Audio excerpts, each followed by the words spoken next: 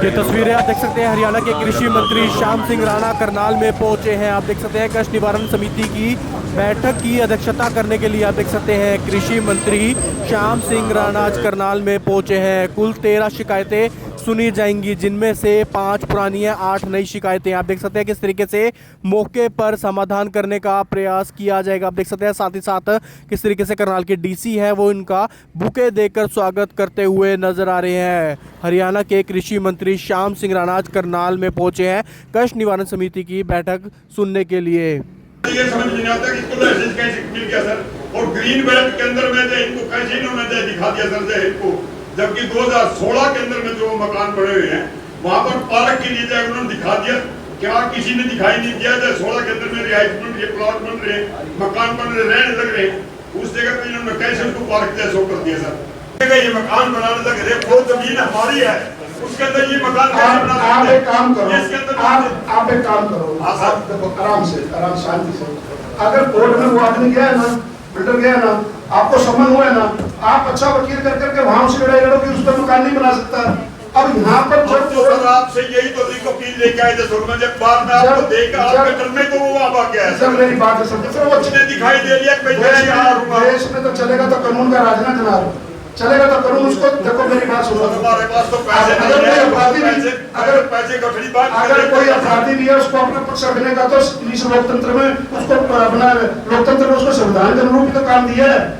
अब जब कोर्ट में वो चला गया, आपको सम्मान आ गया, जैसे बात अब हमारा पक्ष अच्छा वकील करके आपका वहां पक्ष रखा जाएगा। मैं ये कह रहा हूँ सर, जब सिर्फ जो है ना वो 2 आदमियों को नोटिस भेजिए, सिर्फ वो भी इस पक्ष के लिए भेजिए कि ग्रीन जो हमने पार्क दिखाया है उसके अंदर में इनके मकान है, लेकिन रास्तों के ऊपर तो वो कोई कोर्ट में नहीं गया। कम से कम रास्ते तो दे दो। वही तो काश वालों को भी कहा, उनको भी तो चीज आ गई ना। आज ग्रीन सीट में 13 क्वेश्चन थे, 13 में से आज 6 तो फाइल हो गए और 7 पेंडिंग रह गए। इनको अगली बार करेंगे। सबको कोशिश की भी सबको संतुष्ट करके भेजें, लेकिन क्वेश्चन सुनना फिर उसके बारे में विचार करके दूसरी पार्टी को संतुष्ट करना, दोनों की सुननी पड़ती है बात। हम कोशिश करते हैं भी सबका समाधान अच्छे तरीके से हो जाए। और कोई आदेश सर, जैनजीज का आंदोलन चल रहा था, सब कुछ हो गया, शिक्षा मंत्री का इस्तीफा भी हो गया। अब आपकी पार्टी की एक सांसद है कंगना रनौत, उनका बयान सामने आया है। उन्होंने कहा है कि जो जैनजीज हैं उन्हें गटर छाप बताया है, और ये भी कहा है ये तो ड्रग्स लेती हैं, शराब पीती हैं।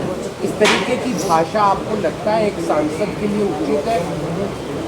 नहीं, देखिए, बयान तो बड़ा संयम और धैर्य से देना चाहिए, किसी व्यक्तिगत कोई टैक्स नहीं करना चाहिए। मैं समझता हूँ कि जो भी कोई बोलता है अपनी किस हालात परिस्थिति में कोई कुछ कह जाता है वो उस पर डिपेंड करता है, लेकिन ये ऐसा नहीं होना चाहिए। चलो दिल्ली पहुँचे हैं किसान स्टेडियम डील को लेकर। चलो, किसान अपनी मर्जी के मालिक हैं, किसान तो किसान है, वो उनका जो डिमांड है, उनकी जो उनकी सोच है, उन्होंने अपने आप ही फैसले करना। उनकी यूनियन है, यूनियन फैसला करती है उनको कहाँ जाना कहाँ नहीं जाना। Sir, anti paper leak bill pass हुआ है लोकसभा में। देखिए, माननीय मोदी जी ने इसको बड़ा सीरियस लिया। भाई, बच्चों का केस है, ये बहुत पुराना तरह से सरकारें बहुत आई और कहीं ना कहीं पेपर लीक होते रहे, लेकिन इसका कोई परमानेंट इलाज अगर कोई करेगा तो माननीय श्री मोदी जी करेंगे इसका, ताकि इसको आगे से कोई ऐसी घटना ना घटे। सर, शंभू बॉर्डर पर किसानों से मुलाकात? किसान, मैं भी किसान हूँ, और माननीय मुख्यमंत्री जी नायब सैनी जी बड़े सूझबूझ वाले मुख्यमंत्री हैं। किसी भी समस्या को पहले से वो भांप लेते हैं और उसका समाधान कर लेते हैं। सर, कल वन महोत्सव मना रहे हैं करनाल, ये तो है ही है, कल आएंगे मुख्यमंत्री जी, मनाएंगे और अच्छी बात है। ट्रेड को समझाने के बारे किसान फिर से आंदोलन की चेतावनी दे रहे हैं, ट्रेड डील जो भारत अमेरिका के बीच। देखिए, अभी ये जो किसान तो अपनी बात अपनी जगह ठीक ही कहते होंगे, लेकिन बात है समझने की, समझाने की। कोई किसी को समझा दे तो वो समझ आ जाती है, कई बार समझाने में दिक्कत आती है। उदाहरण के तौर से कहता हूँ मैं आपसे, हम 100 क्विंटल सरसों का तेल मंगाते हैं विदेश से, उदाहरण के तौर से, वो हम 4 देशों से मंगाते हैं। और वही 100 क्विंटल हम 10 देशों से मंगा लें।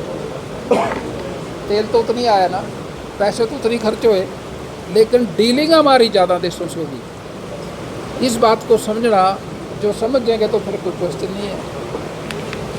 आप ही देख लो इस बात को, आप ही सोच लो भाई एक चीज़ हम फिक्स है हमारी को, हमने 100 क्विंटल मंगानी है, हम 4 देशों से मंगा रहे हैं, फिर हम वो 100 क्विंटल 10 देशों से मंगा लें, कोई नुकसान है क्या? आप ही बता दो।